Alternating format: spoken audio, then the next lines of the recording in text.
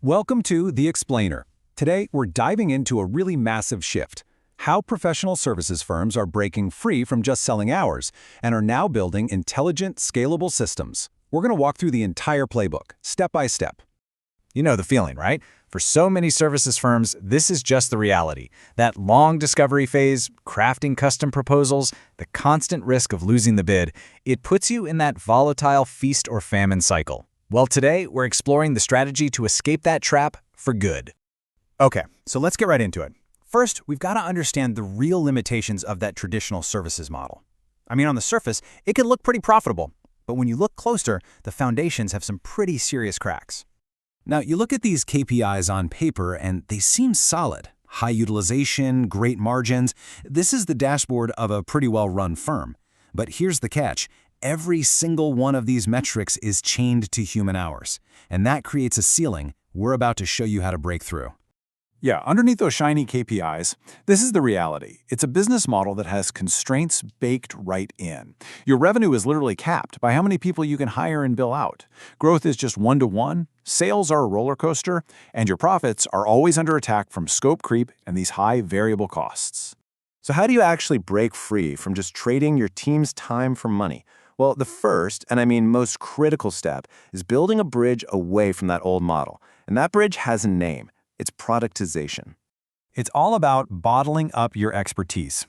So instead of selling hours to solve some unique problem, you're selling a defined outcome for a problem you see over and over again. You're basically packaging your repeatable brilliance into something a client can just buy, almost like it's off the shelf. And just look at the difference here. I mean, it's a fundamental shift. On the left, you're constantly reinventing the wheel with custom work. But on the right, you've got prepackaged offerings and repeatable systems. This is how you move from unpredictable cash flow to predictable, scalable streams of revenue. So, productization is step one. It's absolutely essential. It gives you that repeatable process. But if you want to get exponential growth, you have to infuse that process with intelligence.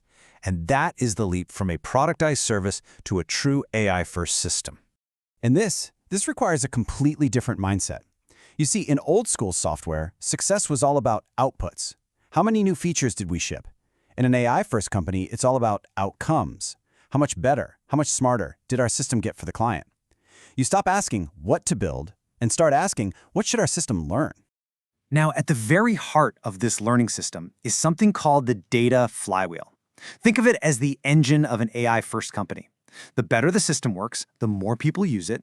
The more they use it, the more data you get. That data improves the AI models, which makes the system better, and the whole cycle just repeats and accelerates. This is what creates a competitive moat that is so hard for anyone else to cross. And this here shows you that engine in action. See, it's not just about collecting a bunch of data. It's a really disciplined process. You're processing it, customizing the AI, putting in safety guardrails, but the absolute most important part is that feedback loop at the end. Every single time the model is used, it captures new data, which gets refined and fed right back in, making the whole thing smarter and smarter with every cycle.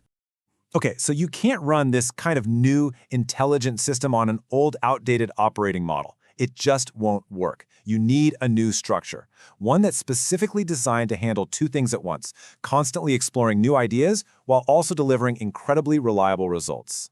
And the structure that makes this possible is often called dual-track agile.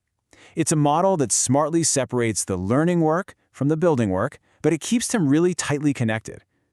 This is what ensures you're not just building things right, but more importantly that you are always building the right things. So here's how those two tracks work together. You've got the discovery track. Its whole job is to learn fast and cheap, to reduce uncertainty by testing ideas with simple prototypes. Their key metric is speed. Then, once an idea is proven to be a winner, it gets handed off to the delivery track. Their job is all about quality and efficiency, building and releasing production-ready code. This loop saves you from wasting tons of expensive engineering time on bad ideas. But it doesn't stop there. As these AI systems get more and more sophisticated, the operating model evolves yet again. The endgame really is to move towards what we call agentic AI. We're talking about autonomous systems that can reason, act, and learn all on their own, not just helping humans, but actually acting on our behalf to manage entire workflows. Now, a shift this big creates a whole new kind of partnership inside a company. Think of it like this.